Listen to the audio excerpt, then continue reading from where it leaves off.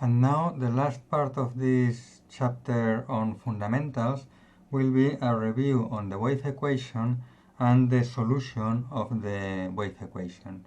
You know that we have, for the moment, we only have Maxwell's equations, these four equations, and you see that these are differential equations that are coupled. In fact, it is a system of differential equations with essentially two unknowns. Given the sources, you know, for example, you know electric and magnetic currents, and then you also know electric and magnetic charge as the divergence of the current over minus j omega due to a continuity equation.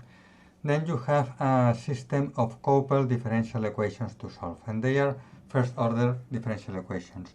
You can uncouple these equations and then you obtain a second order differential system of two differential equations of second order that are, fortunately, they are uncoupled. You obtain the wave equation for the electric field and the wave equation for the magnetic field, and you can see that the wave equation for the electric field only involves E, not H. So if you know the sources, you can solve one differential, in this case second order differential equation, and get the electric field, and then from the same sources you solve the same differential equation and you get the magnetic field. The only difference is that the sources that you put in the right hand side and this sign here. But the procedure to solve the wave equation is the same for both electric and magnetic fields. How do you get the wave equation? Well, it's well known, probably it has already been proved in your previous courses on electromagnetic fields, but essentially you take the curl of Ampere-Maxwell equation, the curl of Faraday equation, you substitute one curl into the you substitute one equation into the curl of the other, then you get the curl terms involving the curl of the curl, and you apply this vector identity, substitute, then you also have to substitute Gauss laws, and this is how you include the information in the four Maxwell's equations. Two of them are from the beginning, and the other two of them, the Gauss ones, are here, they are substituted later. And then and rearranging these four Maxwell's equations, you get the two wave equations for the electric field and for the magnetic field. And what is very, very useful of the wave equations is that they are uncoupled. The first one only involves E, the second one only involves H, and then you can solve them for E and H separately. You only have to solve one equation. Well, if you know the sources, you solve one equation and get E, and one equation and get H, instead of solving four equations all together, which is what you should do if you directly attack the Maxwell's equations. In fact, the numerical methods can solve any kind of equations, and depending different numerical methods, for example, the FDTD, finite difference time domain numerical method, solve directly in 3 dimensions, is directly applied to the four Maxwell's equations, while on the other hand other methods, like for example finite element method, would be applied to the wave equation.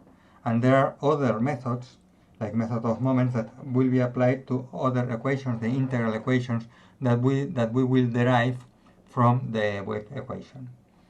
Okay, so there are many formulations of the problem using differential equations.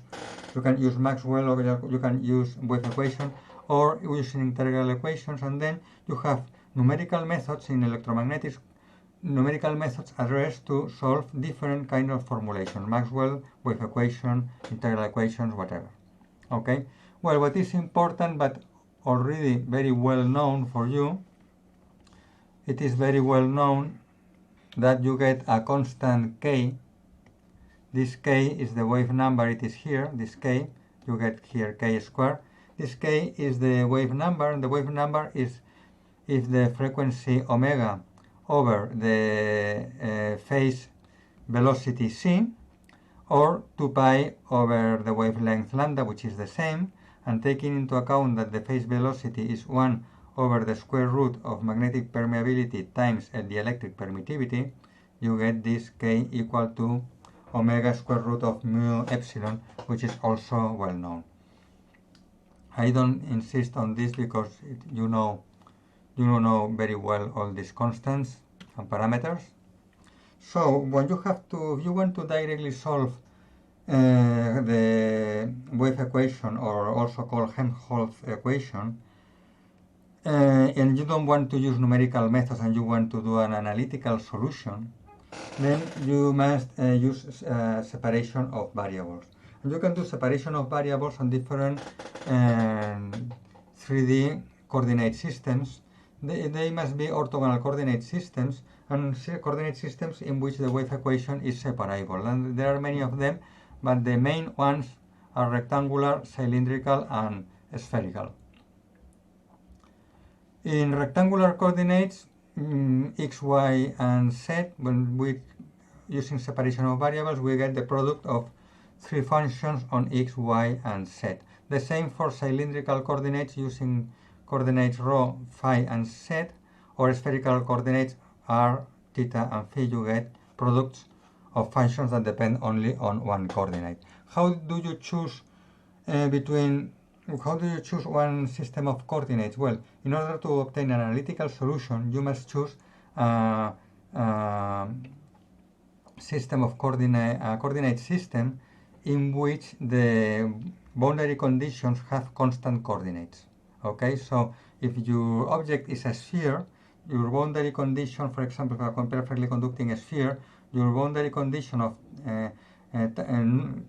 tangent component of electric field equal to 0, and the object boundary is a spherical surface, so you would use the spherical coordinate system because you can set the boundary condition.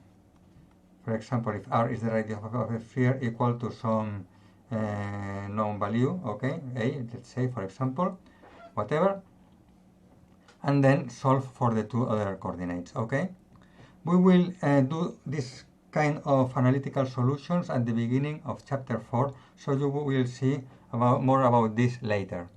But I just have to say here that if you solve wave equation in different system of coordinates, you get different functions for the solution. For example, in rectangular coordinates, it is well known that the solution are plane waves in x, y, and z. So you get plane waves in x that can propagate towards positive or negative x. The same plane wave in y coordinate, or plane wave in z coordinate that propagate along positive or negative z direction. Okay, and if you combine them in that way, using the product of exponential is the sum of the exponential of the sum of arguments, then you get here a dot product.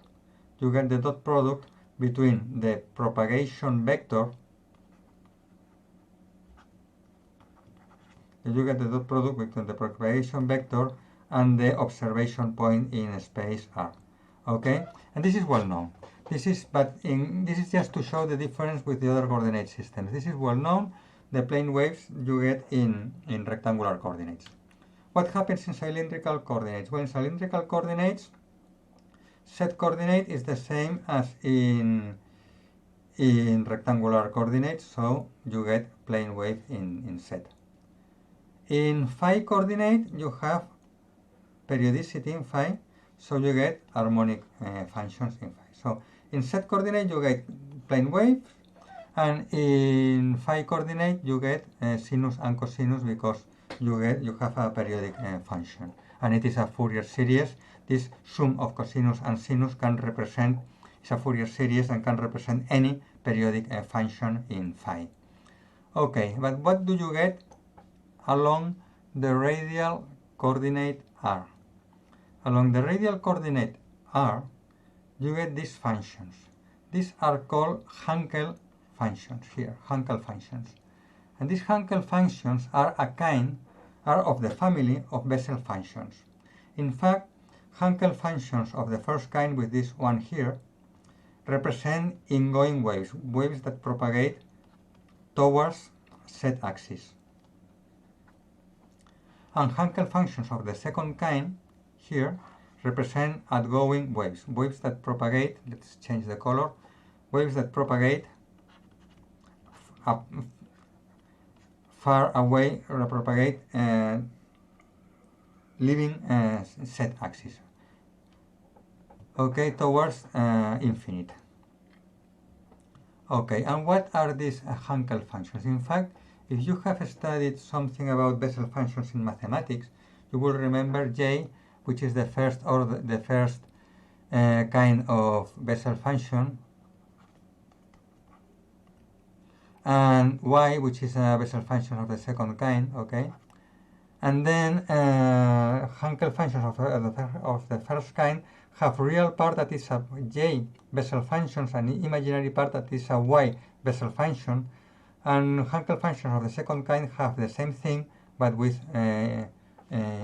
reverse, with negative imaginary part. This is, in fact, the conjugate. It is clear that in the case of planar waves, when you reverse the sense of propagation, if instead of propagating towards positive z, it propagates towards negative z, what you do? We change the sign of the exponential, so you get the conjugate. Here it is the same thing. If you reverse the sign for cylindrical waves, if you reverse the sense of propagation, you conjugate the wave. Okay, you conjugate the complex phasor of the wave. And what is the argument of these Hankel functions? Well, the argument here, the argument is k sub rho rho. K sub rho is remember that k is the propagation vector, as in the previous slide. K is the propagation vector, the same as here, the same thing. So instead of having Cartesian rectangular components x, y, and z of vector k, we have now cylindrical components. So k rho is the radial component, is the radial component of vector k. Okay. And very similar thing for spherical coordinates. You just must know that in phi they are still harmonic, the same as in cylindrical coordinates. So in phi you get the same thing as in cylindrical coordinates, but now in radial distance you have distance r instead of rho in spherical coordinates, and what you get is this lowercase h, which is in fact a spherical Bessel function, not a normal Bessel function. In fact, it's a spherical Hankel function. It is a variation of the conventional Bessel and Hankel functions. We will discuss more about this in chapter 4. And in theta coordinate, you get something different. You get what is called an associated Legendre function with argument cosinus theta. Well, more about this later in chapter 4. The only thing to understand here is that you can solve the wave equation using different coordinate systems, and you get different kinds of solutions depending on the coordinate system. And this is what you do when you want to do analytical solution or semi-analytical, because sometimes you start analytically and then at some point you switch to numerical methods to solve only a smaller part of the whole problem, because you have started simplifying the problem with analytical solution. This is what happens, for example, if you have a body of revolution. If you have, let's say, a body of revolution, you can start with a cylindrical solution in analytically. Imagine you have a body of revolution here. Let's say something about this, that it's constant along phi. You get something with revolution. Then you can start with cylindrical coordinates, and at some way you switch to numerical methods, and you have one less dimension in the problem. And for that reason, even if the course is dedicated to numerical method, you must at least understand something about the analytical solutions.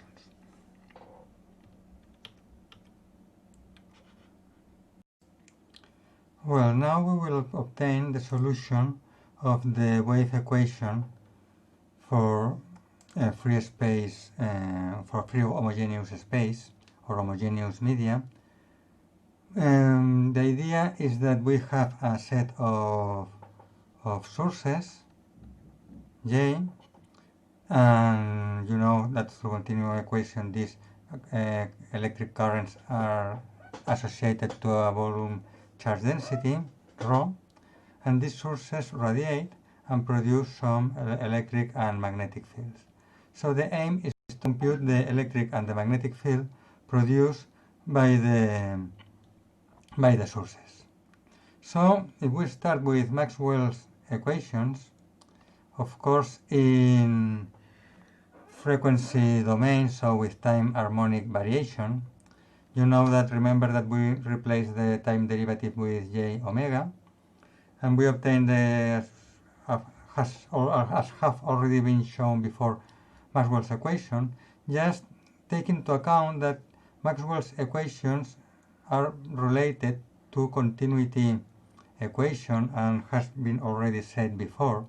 In fact, we don't have 4 equations, we have only 3, because if we take the 2 curl equations, which are the most important, and continuity equation, which is something very physical, taking the divergence of the 2 curl equations and using the fact that the divergence of a curl is equal to 0, we get 0 at the left hand side, and at the right hand side we get divergence of mu h, which is divergence of magnetic field B, equal to 0, which is Gauss divergence law, and for the upper one we get 0 equal to divergence of jota plus j omega, divergence of epsilon electric field, and divergence of epsilon electric field is in fact Gauss divergence equation equal to, using Gauss divergence equation, is equal to rho, to the charge density. So we get divergence of j plus j omega rho equal to 0, which is continuity equation. So, in fact, using the 2 curl equations and continuity equation, we get Gauss laws. Or, using the 4 Maxwell's equations, we get continuity equations. So, in fact, there are not 5 equations, there are, in fact, 4 of them if you use only Maxwell's equations and derive continuity equation from Maxwell's equations, or even only 3 if you use the 2 curl Maxwell's equations, the Ampere-Maxwell law and the Faraday law, plus continuity equation, which includes Gauss law. So, in fact, there are 3 equations, not 4. Okay? So, for an easy solution, what we do is first, we assume that we are in homogeneous media, that is, that epsilon and mu are constant in the whole space. We define the potentials, the vector potential A and the scalar potential phi.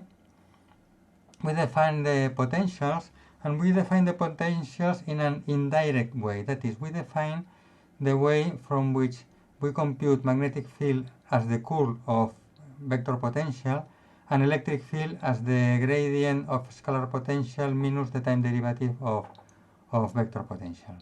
So, once we have defined the potentials, we substitute the potential definition into Maxwell's laws. First, we substitute the potential definition into Ampere-Maxwell law, and we get this. We use the vector identity for the curl of a curl, which is this. Okay, and we reorder terms, and what we get is something that looks like as a wave equation in the left-hand side, equal to some sources, which is good, plus a term, including the potentials, that we would like to remove that term. If we were able to remove that term, what we would get just a wave equation if we were able to remove that term. We will see later about how to remove it. Okay, now we substitute the potential definition into Gauss' law. We get this. We change side, we add this quantity to both sides, and we get again something that at the left hand side, something that looks like a wave equation equal to some sources, very good, plus a term that we would like to remove. Unfortunately, the term that we would like to remove is the same at both equations. So can we remove this term? Well, we just set this term equal to 0. This is called Lorentz condition.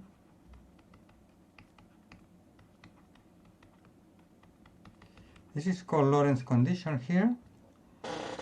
And after applying Lorentz condition, we get the conventional and usual form of the wave equation for potential, which is very useful because we have two equations completely separated, decoupled. We have a scalar wave equation for the scalar potential, where the sources, the excitation, is the volume charge density, and another wave equation, in this case a vector wave equation, where the sources, the excitation, are the electric current density.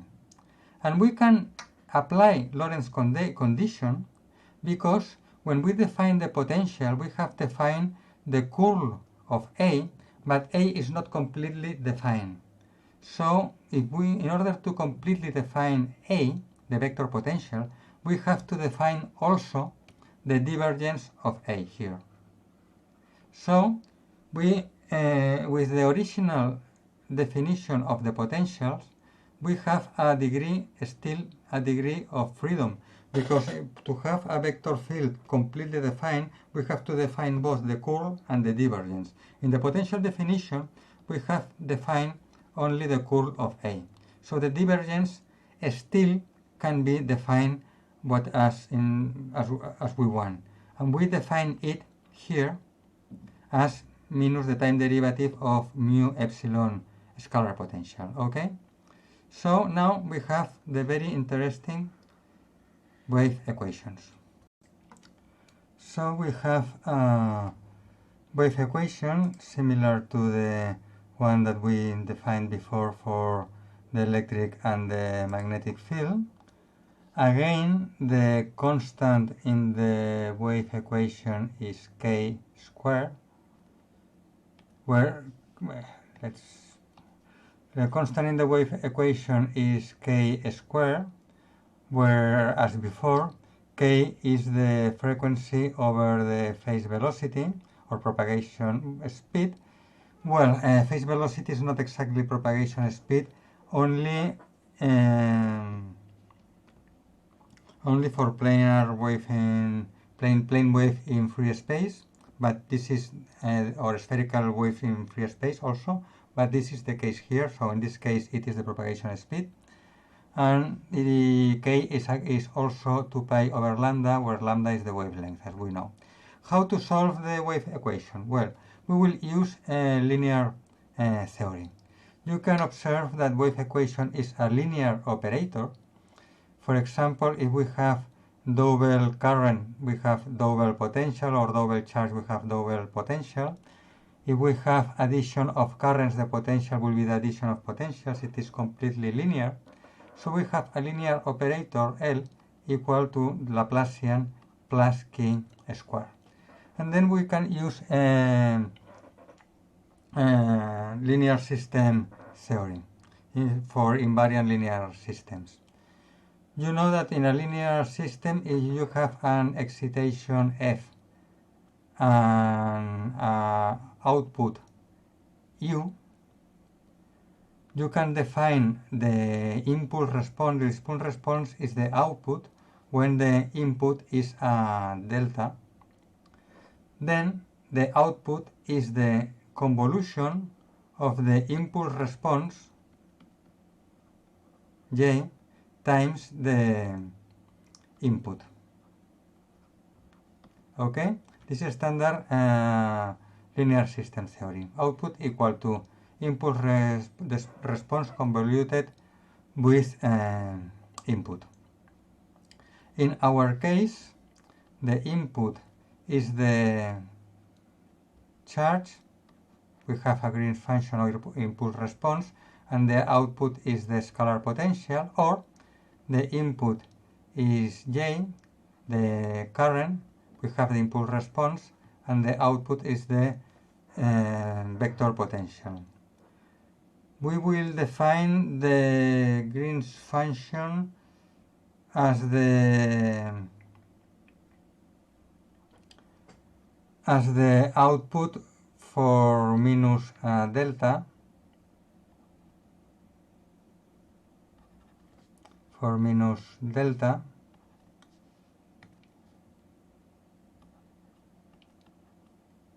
Green's function, and then the sorry.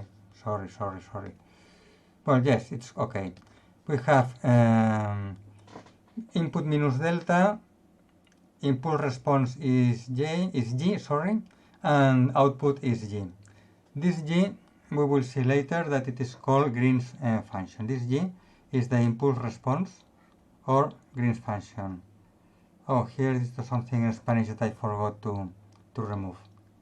Okay. Now, in fact, we have to do a small variation. In fact, the input is not J, the current, or minus J, because we have included the minus here. So the input is multiplied by mu for the vector potential and divided by epsilon for the scalar potential. So our input will be mu J in the vector potential, or rho over epsilon in the scalar potential. So remember, output is input convoluted with Green's function. So which is the output for the scalar potential wave equation? Which is the output? The scalar potential. Which is the Green's function? G. Which is the input? Rho over epsilon. So we have output equal to the convolution of the impulse response with the input. Equation for scalar potential, for vector potential, Equation for vector potential. Which is the output? The vector potential. Which is the Green's function, the impulse response? G, the Green's function. Which is the input? The current times the permeability of the medium. Okay? So now we can compute the potentials as a very simple convolution of the input, which is known, current are charges unknown, with the impulse response or Green's function. It is very important here to assume that the space is homogeneous. That is, that K, which is omega square root of mu epsilon, is constant. That is, as I said before, that mu or epsilon are constant. Why? A space must be homogeneous, because you know that linear system theory is applied to linear invariant systems. In signal theory, we apply this linear systems to time invariant systems, systems that are the same independently on time, systems that are the same today and tomorrow. Now our wave equations, do not depend on time, they depend on space. Our variable is three-dimensional space. So we need invariance in space, not in time. Here, space plays the same role as time in signal theory. So here we need invariance in space. Invariance in space means that everything is constant, that our operator is constant in space. Is the same here, our operator L equal to Laplacian plus k squared is the same here than here and here. L is the same at different locations, okay? This means that k, the propagation constant, must be the same at different locations. So mu and epsilon must be the same at different locations. So mu and epsilon cannot depend, and this was in the previous slide. It was in the previous slide here. I will mark this in a different color.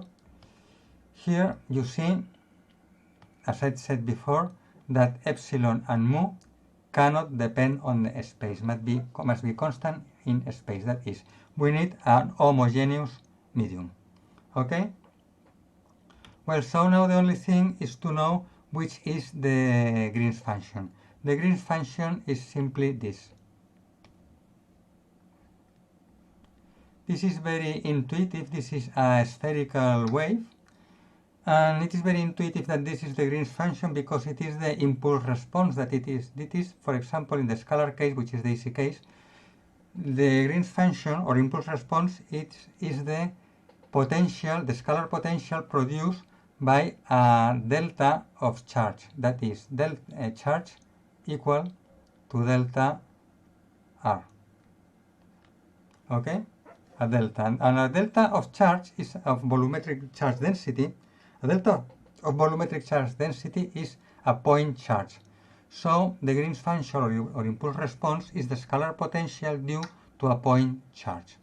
The potential due to a point charge in statics is this. In dynamics, we have the same thing, but with the phase factor.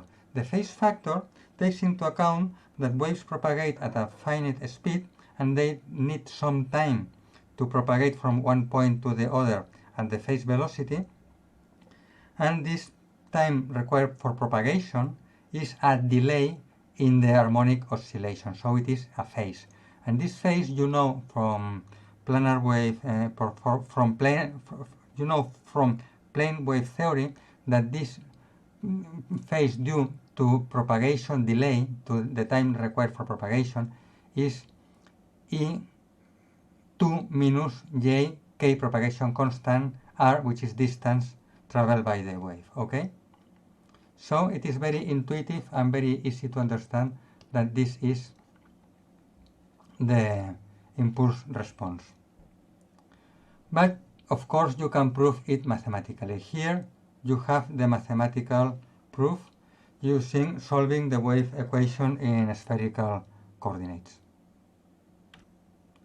And this is some extra step from extra proof for the proof. And once that we know the impulse response, in the convolution we have the impulse response of r minus r prime, So we get here the impulse response of r minus r prime as the scalar potential due to a point charge at r prime, located at r prime. R is the point where one observes the potential, and r prime is the point where we have the charge. You can see here that r prime is equal to source point, the location of the sources, and R is observation point. Okay?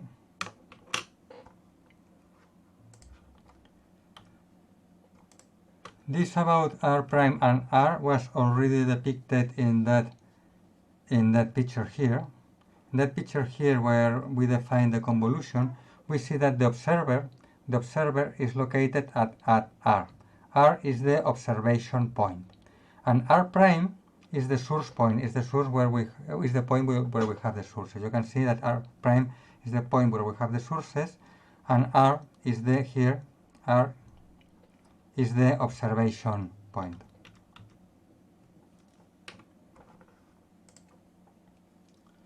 Well, now we can substitute the expressions that we have obtained for the potentials in the equations for the fields, because remember that our aim is to compute the electric and magnetic field. So we substitute the scalar potential here by this expression, and we substitute the vector potential here by this expression, okay?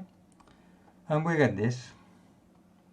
And we start to manipulate and simplify the expression, and what we get is this.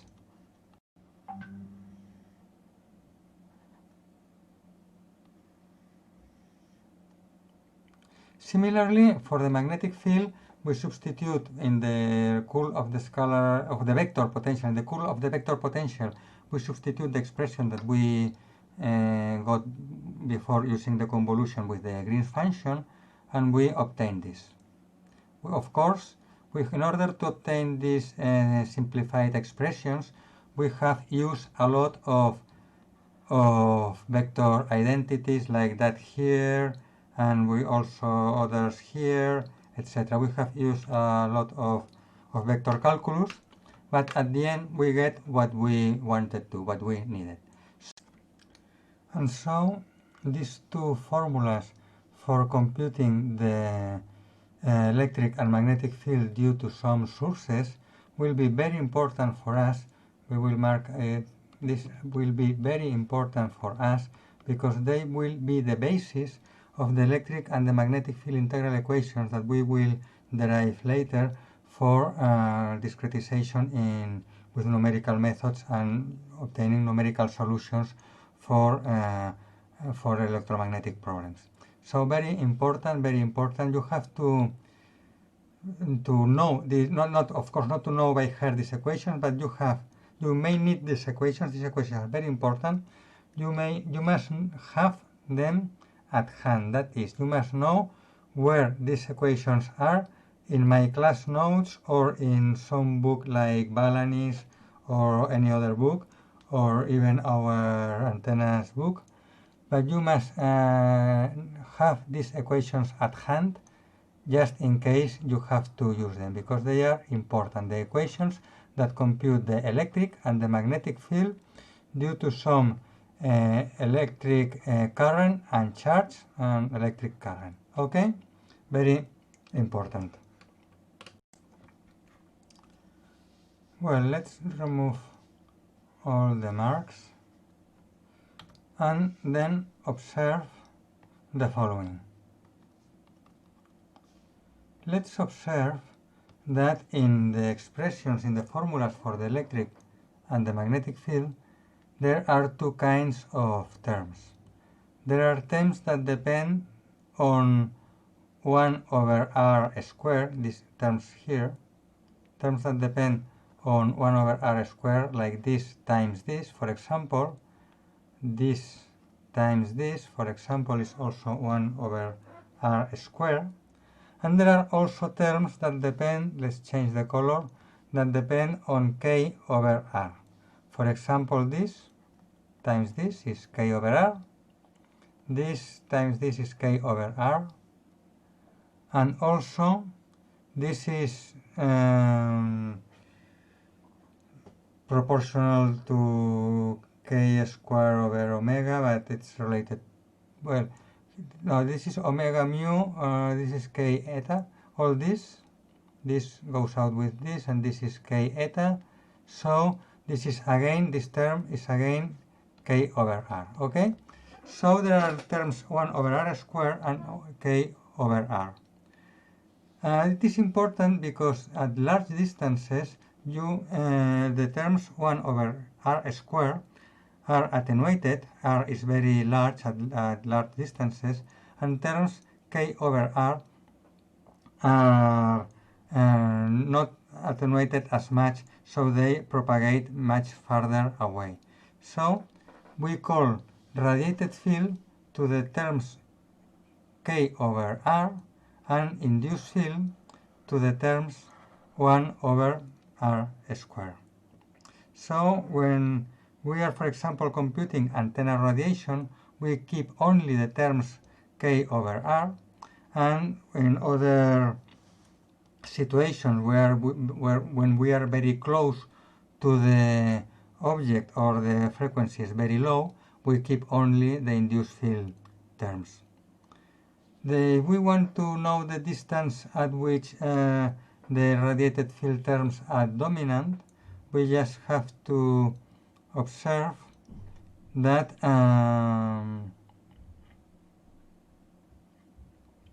that k over r much larger than 1 over r squared is equivalent to kr much larger than 1, multiplying the two sides by r squared, okay? So this is equivalent to k r much larger than 1. And if we account that k is 2 pi over lambda, the condition is that r is much larger than lambda. And what is this r here? This r much larger than lambda, but this uppercase r, what is? Well, when we obtain the equations, this uppercase r is everywhere, and the meaning is this. R is the distance, r uppercase r is the distance between the observation point r minus the source point r prime. This is again what I showed you before in that picture here. What I showed you before in that picture, okay? So r is this. This is r, uppercase r, the distance between the source point r prime and the observation point r. And we define it because it simplifies the formulation, because in the convolution everywhere you have r minus r prime. Not everywhere, but in many places you have r minus r prime, and then you simplify the formulation if you substitute r minus r prime by uppercase r. So for the rest of the course, uppercase r is r minus r prime, and the magnitude of uppercase r vector is the distance between r and r prime.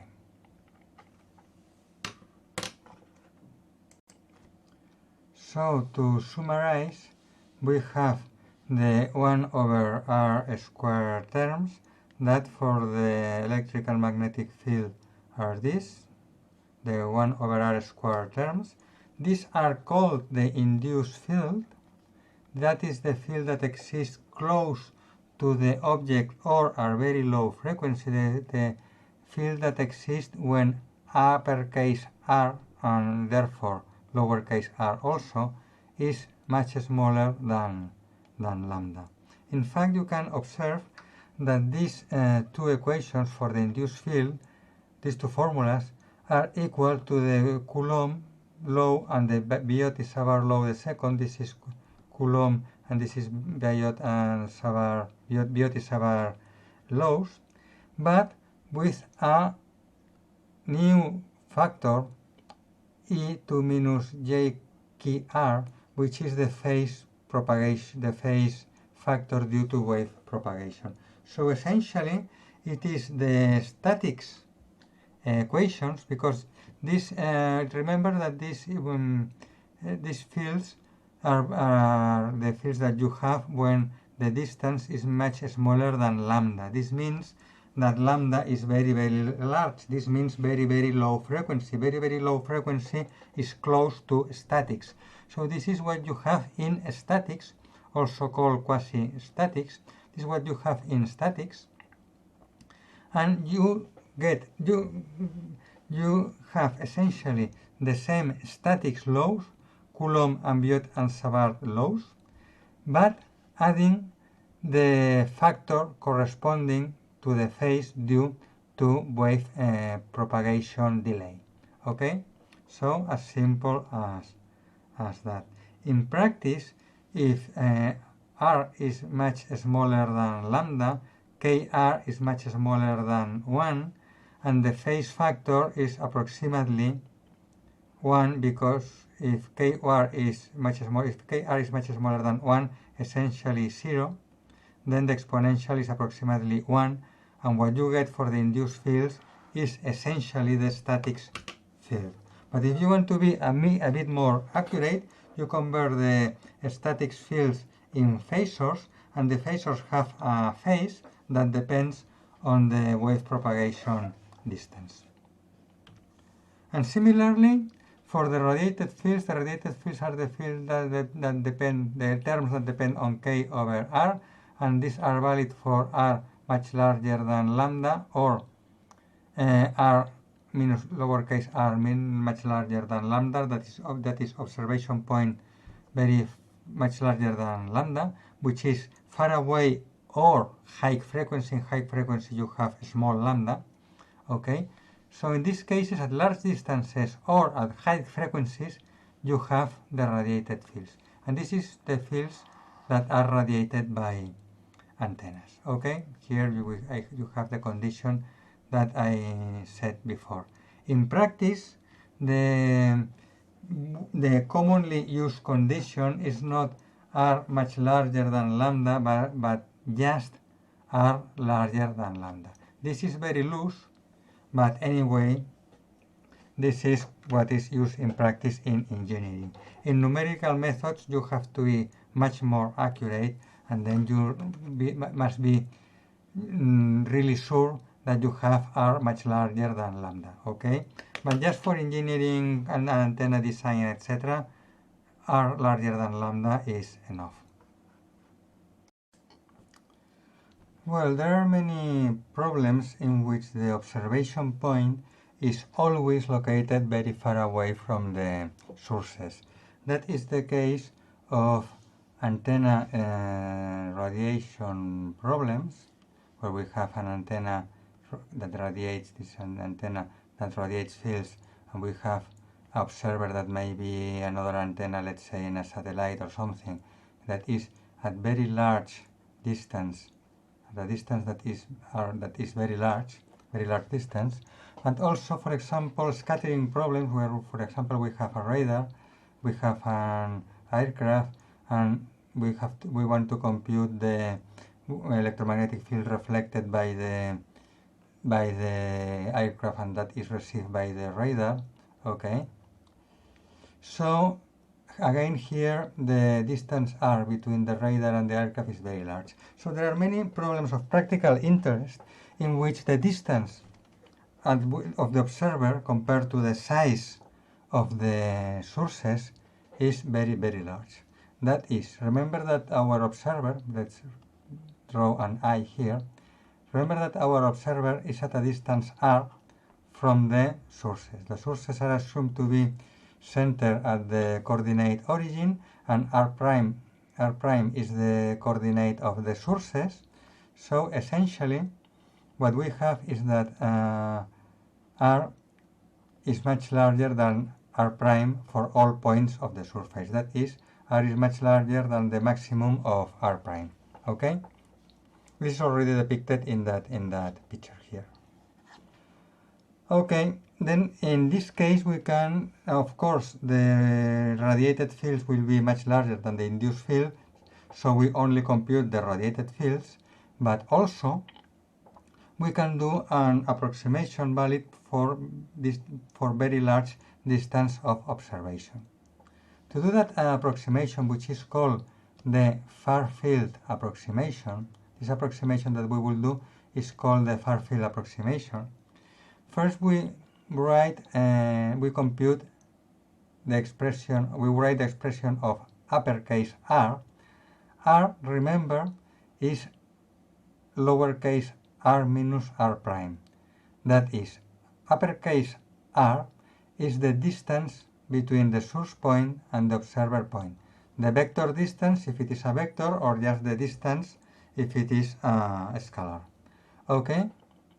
So we write r, we use the cosinus theorem. The cosinus theorem means that given a triangle, side r is equal to the square root of the sums of squares of the two other sides. So r is square root of r square plus r prime square minus twice r prime, the cosinus of the angle.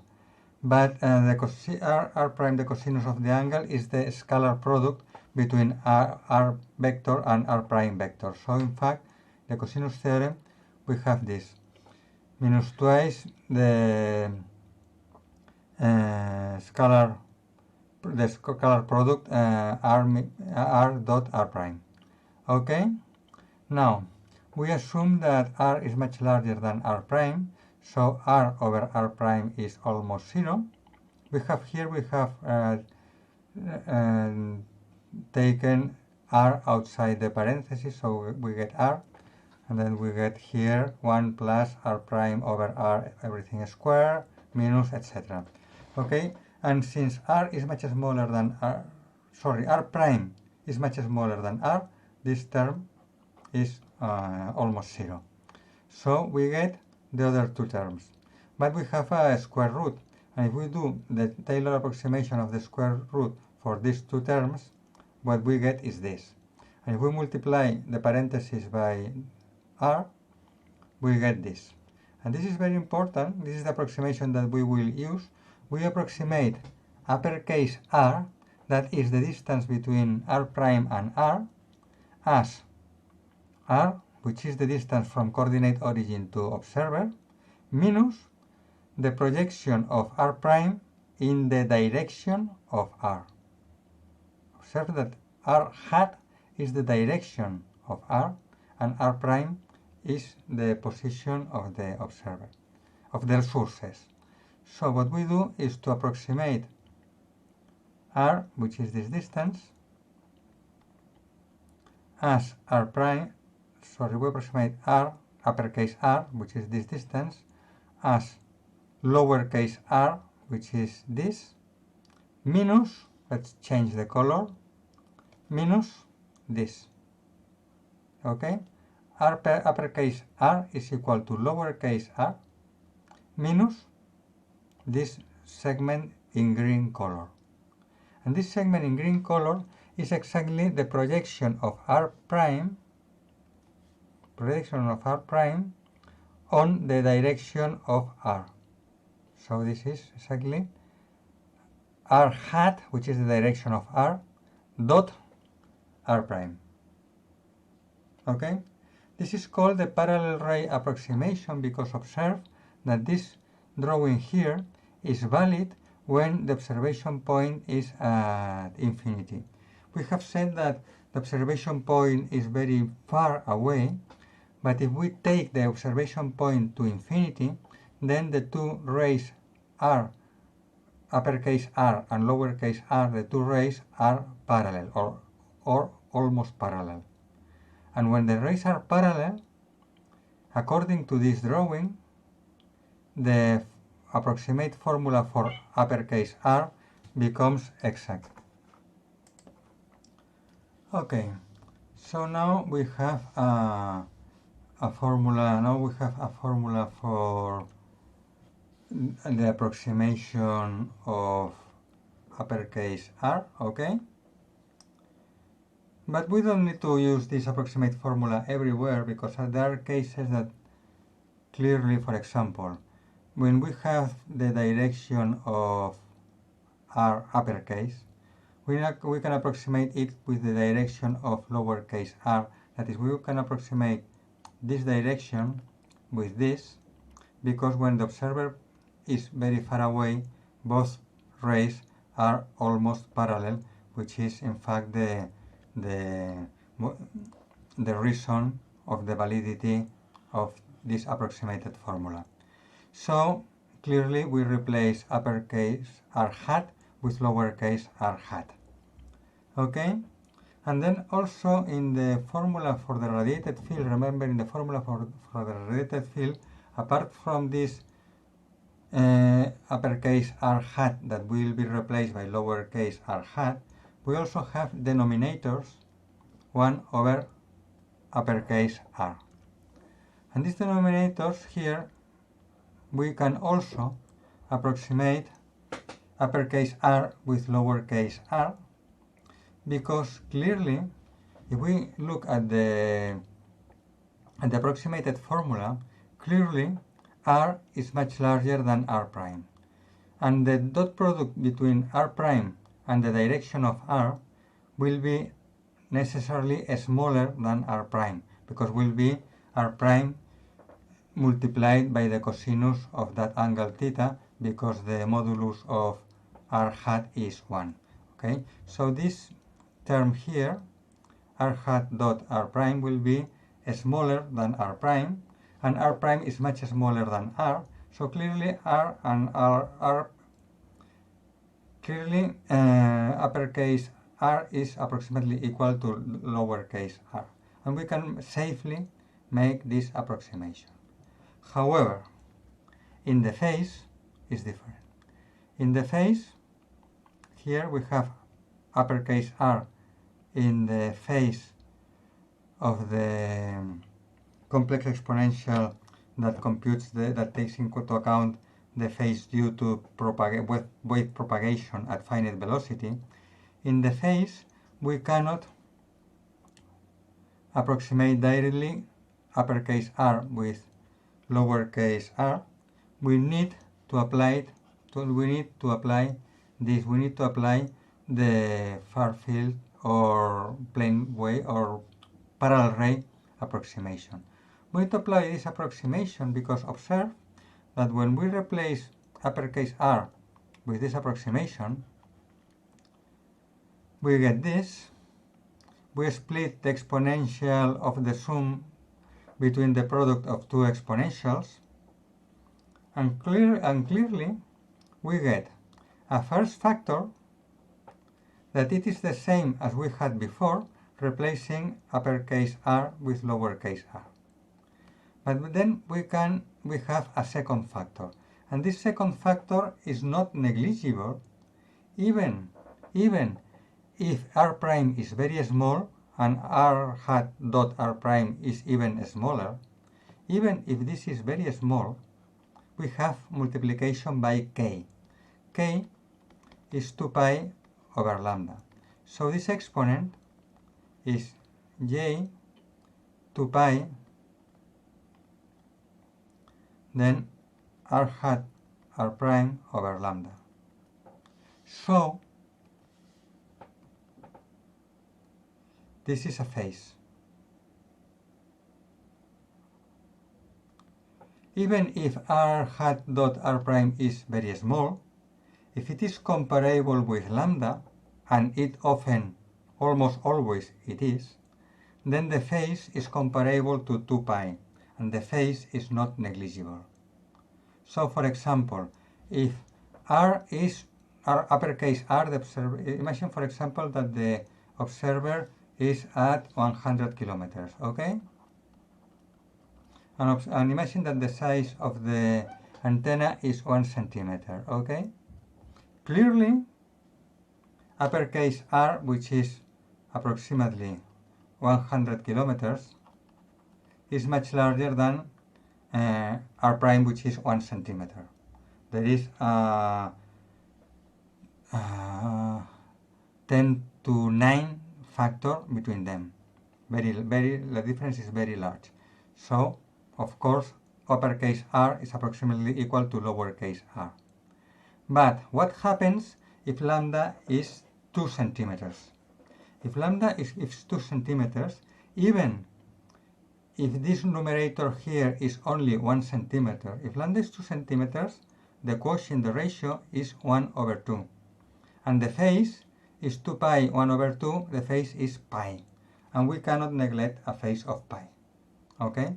So for that reason, in the phase, we always have to account of this correction factor, or the correction term, sorry, this correction term due to the parallel ray approximation, and our approximation to the phase will be this.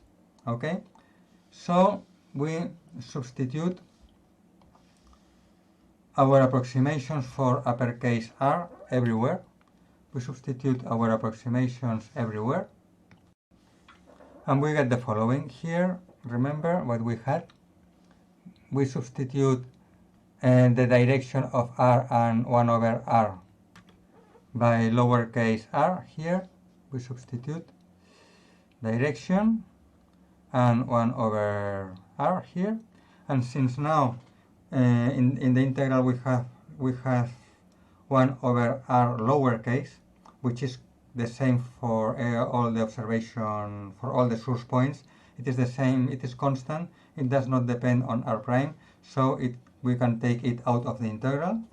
Okay, and after approximating the phase, the first factor is also independent on r prime, so we take it out of the integral, and what remains inside the integral is the second factor. So we have the second factor here that remains inside the integral, and the rest is the same. The rest is this.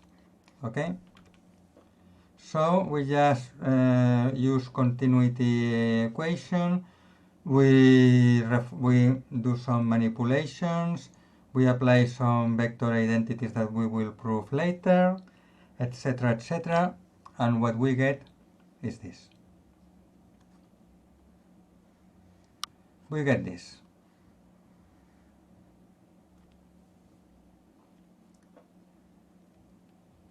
Okay, it is interesting to observe that here we have a double cross product R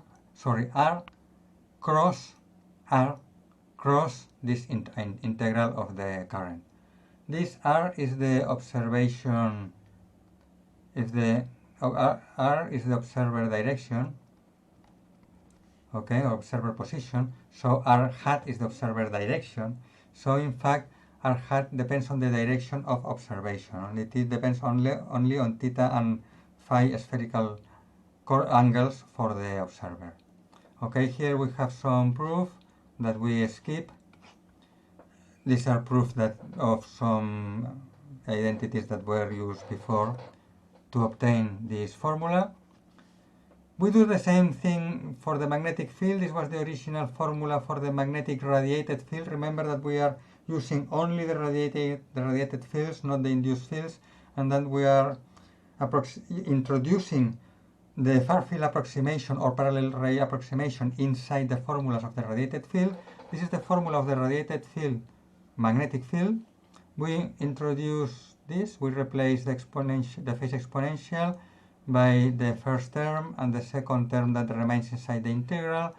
We replace the denominator r by lowercase r that goes out the integral. We replace the direction of r by lowercase r that goes out of the integral, and we get this, okay? In order to simplify, to simplify the final equations, we do the same thing in the formula for the vector potential. This is the formula that gives us the vector potential. This formula was obtained directly from the solution of wave equation using. This was obtained directly from the solution of wave equation using Green's function. So this, okay, this, and using the Green's function of 3D space, that is this, is this, okay, directly from the solution of the wave equation using the Green's function or impulse response. We replace the far field approximation. The complex exponential is split in the first term and the second term. As before, the first term goes out the integral. 1 over r is approximated by 1 over lowercase r and goes out of the integral, and we get this. Okay? And then, to simplify further, we observe that where we get omega, the frequency, omega is the frequency 2 pi f.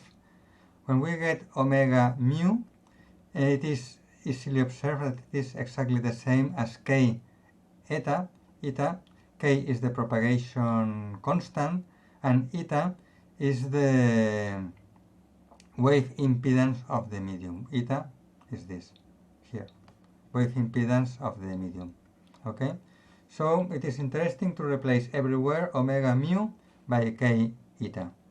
If we do all this, we observe that this equation for the electric field with far-field approximation is j omega r cross the vector potential, where the vector potential is approximated in this way. And r is the observation direction. Magnetic field, radiated field with far-field approximation, is minus j omega over eta, the wave impedance of the medium, and then r cross a vector potential. And if we compare these two, electric and magnetic field, we observe that the electric field is minus eta, we have to remove the denominator, minus eta r cross the magnetic field. R cross, and this is the magnetic field, okay? Which is the same as eta times the magnetic field cross r.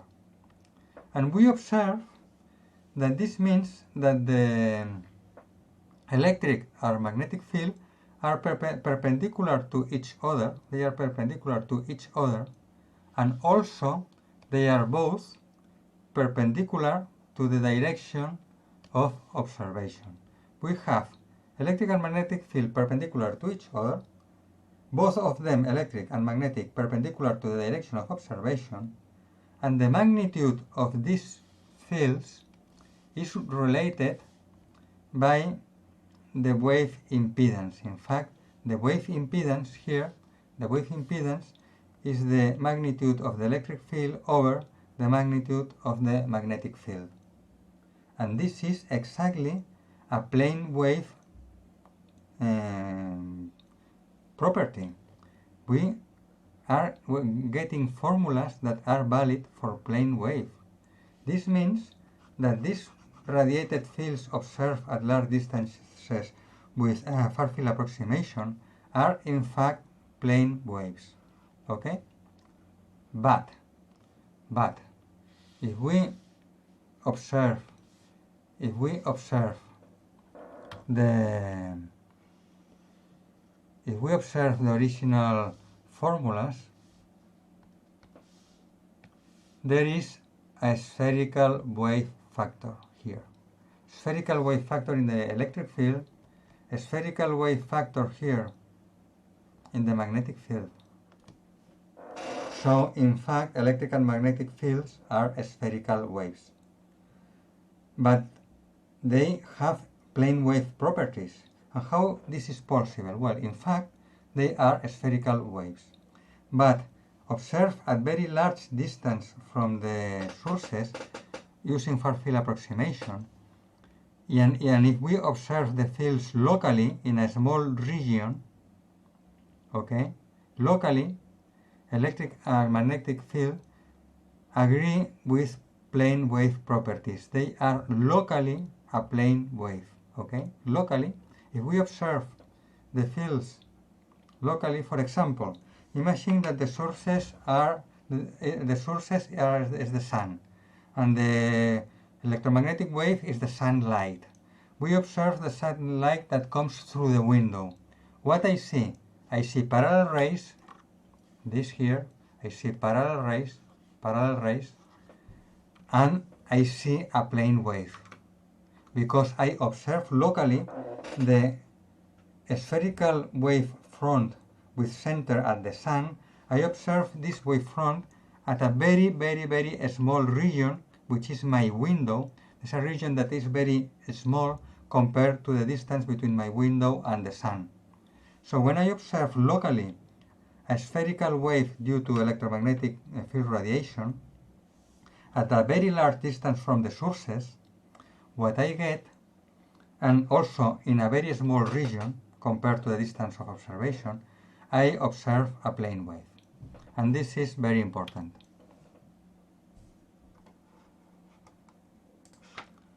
Well, there is something else. We have made an approximation, very nice and very good approximation, but we must know what is the error of the approximation and at what distance the approximation is valid. So, again, we start with the exact value of R. The exact value of R is given with the cosinus theorem. Now, I have defined angle theta between R prime and R, and in the cosinus theorem, the dot product between R prime vector and R vector is R prime cosinus theta here. So this is the same cosinus theorem as before, but using theta instead of the dot product. And in the parallel ray approximation that we did before, I just use again theta to represent, cosinus theta to represent the dot product. So the dot product here, since the modulus of R hat is 1, is R prime cosinus theta, okay? Well, we have the approximated value here. This is the approximation. The exact value is this, okay? And we have to compare both the exact value and the approximation. In the exact value, I take R out of the parentheses and get this, and I get the square root of 1 plus a small quantity that I call x. So we have a square root of 1 plus x, where x is small. Then we compute we use the Taylor series. The Taylor series, you know that is this, with 3 terms for very small x. So we replace the Taylor series here, and using the Taylor series, we get all this. We neglect the terms that are smaller, the terms of order 4 and 3.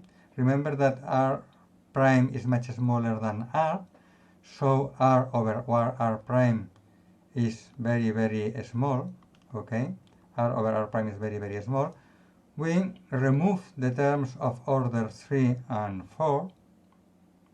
We preserve the terms of order 1, because the term of order 1 is in fact our approximation. So the terms of order 0 and 1 are our approximation, the far field approximation.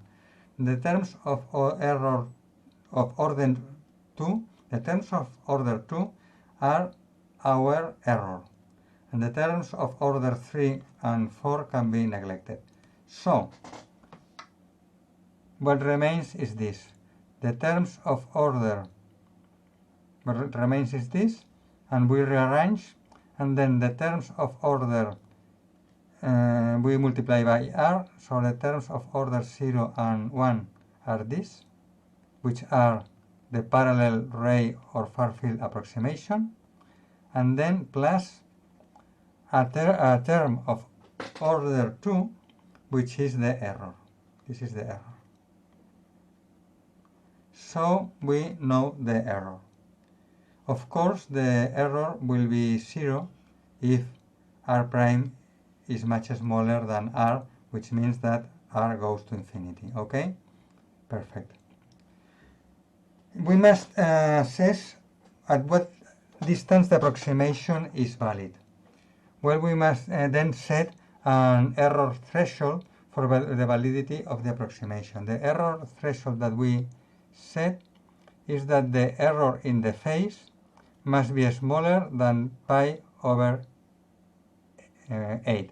That is k, which is the propagation constant, times the error in R, and the error in R is this term, so K times this term must be smaller than pi over 8.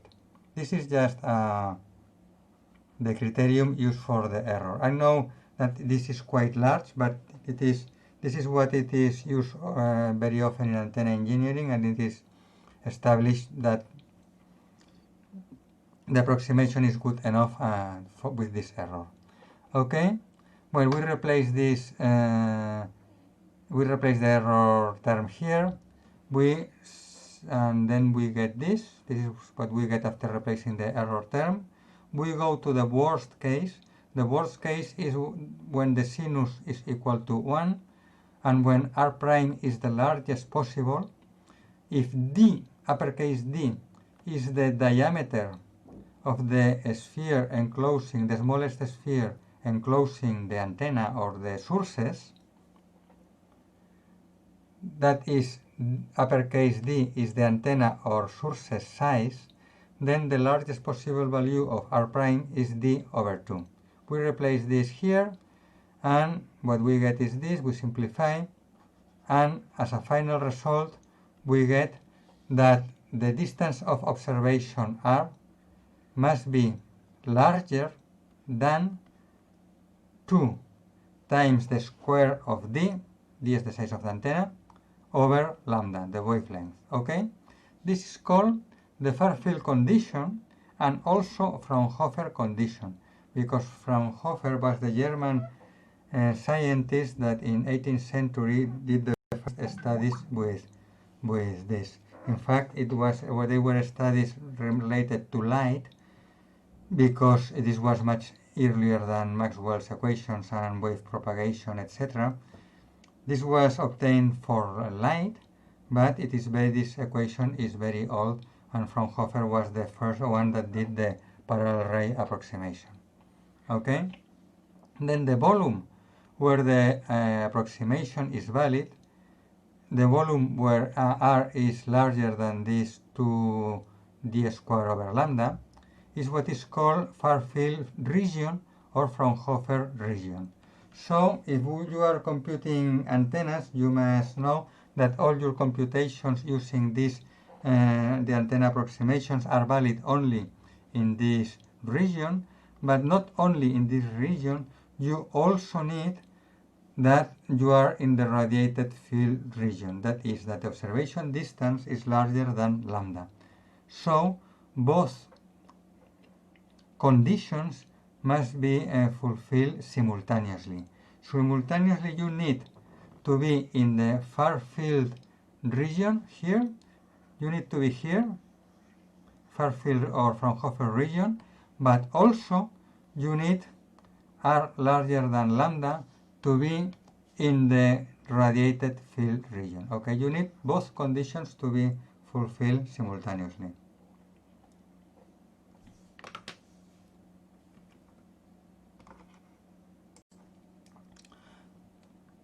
Well, and to finish, we can just set a very simple procedure for obtaining to compute the electric field in the far field region, the radiated electric field in the far field region. We remember that we had these equations. These were the equations. These are the equations that we obtained. Okay. We obtained these equations, and here we have the vector potential. And the vector potential includes an integral, the volume integral of the current, or the integral at least on the region where the sources exist, the integral of the current times the phase exponential. And once we get the vector potential, using the vector potential we get the electric and the magnetic fields. So we define that integral that appears in the vector potential equal to the integral of the sources, the current, times the exponential phase, is called the radiation vector. We denote it with letter n, uppercase N, and it's called radiation vector. So we replace the radiation vector, which is equal to the integral, in the formula for the vector potential, we get this, okay? And then if we replace in the formula for the electric field,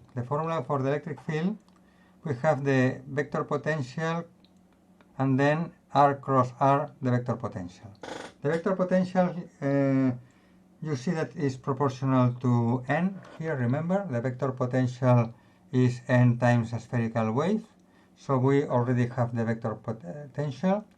And when we have the vector potential, we compute E through a double cross product. This double cross product, R cross A, what makes is to remove the radial component of A.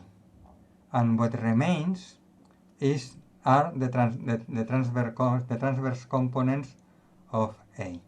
That is, remember that we have this. We have R cross A. Okay? So you know that in a cross product, the result of the cross product is perpendicular to both vectors. So we start with the inner cross product. R cross A is perpendicular to both R and A. So the radial component, the R component of A, is removed, and the result is perpendicular to A. If we again multiply by R, since the first cross product is already perpendicular to R, what we do is a 90 degrees rotation, and the vector has been rotated twice 90 degrees, which is 180 degrees, around the normal component of A, around R. So what we get with this double cross product is the transverse components of A, because we have removed the radial component of A, and with reverse sign, with opposite sign and minus sign, because there are two 90 degrees rotation, which is a 180 degrees rotation, which means reverse opposite direction, okay? So what we get is this. So this R cross A is equal to minus the tangential components of A. Tangential means perpendicular to R. And these two components are the theta component and the phi component in spherical coordinates. So we replace A by mu times the spherical wave times n. N is the radiation vector, the integral, and what we get is this. The phi and the theta components of the electric field are minus j k eta, where we have used this identity to replace omega here and mu here are replaced with k eta using this identity. We get minus j k eta, the spherical wave, times the corresponding theta or phi component of n, of the radiation vector. And the radial component or R component of E, the electric field, is equal to 0. This is known because here we have said that the electric field is perpendicular to R, so the R component of the electric field is 0. Okay? Now this is our formula, this is our easy to apply formula to obtain the electric field. Here we replace the theta and phi components of n using the values that we obtain by computing the integral, but very often the current is in Cartesian coordinates. If the current is in Cartesian coordinates, we integrate coordinate by coordinate and obtain the three Cartesian coordinates or components, the three Cartesian components of n. We obtain nx, ny, n set, the three Cartesian components of n, like this, integrating component by component. And we need the spherical components are n theta and n phi. In order to compute the spherical components from the Cartesian components that we already have, we have to use the transformation matrix. The transformation matrix from Cartesian coordinates to spherical coordinates. And this is the transformation matrix. This matrix gives us, if we compute products row times column, we get, from the first row, we get r direction, from the second row we get theta direction, and from the third row multiplied by the column we obtain phi direction. So using this, the theta component of n is n dot theta, and n dot theta, if we use here the second row for theta, is the second row multiplied by the column vector, is this, and then this multiply dot product with n is this, okay? And the same thing for phi component. Phi component of n will be n dot phi, and using the third row will be this, okay? So no problem. We have almost everything that we need. What is missing? Well, there is something else that we have to worry about. How to compute this dot product in the exponent of the complex exponential. Well, here we define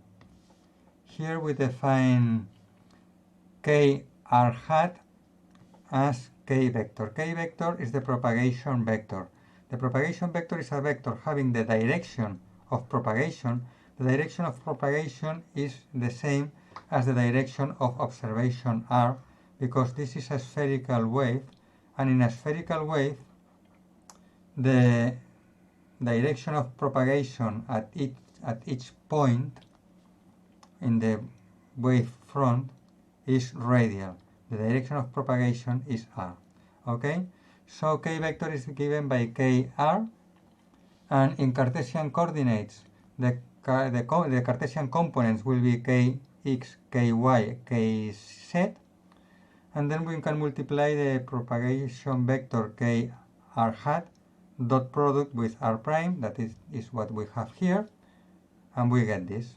And it is the complex exponential becomes this. If we split the exponential in 3 factors, we get this, okay? This is the complex exponential. The Cartesian components of k vector, kx, ky, kz, are obtained, since they have the direction of r, they are obtained from the first row of the transformation matrix, so they have these expressions. And here you have all the tools to compute the electromagnetic fields in general. In general, they are given by these equations. The electrical and magnetic fields radiated by some sources in general are given by this equation. Yes, right. These are the equations, are given by these equations in general, and in particular in the case of far field radiation and in the radiated field region, they are given by this, where you have all the tools here to easily and very fastly compute the fields. Well, with this we finished the chapter 1, that was the review on things that most of you already know. For example, this last part was given given exactly in the same way in our antenna course in the telecom engineering degree. But this review was necessary to homogenize the knowledge of all of you, and now we are ready to start with the next chapter, which is the chapter dedicated to electromagnetic theorems.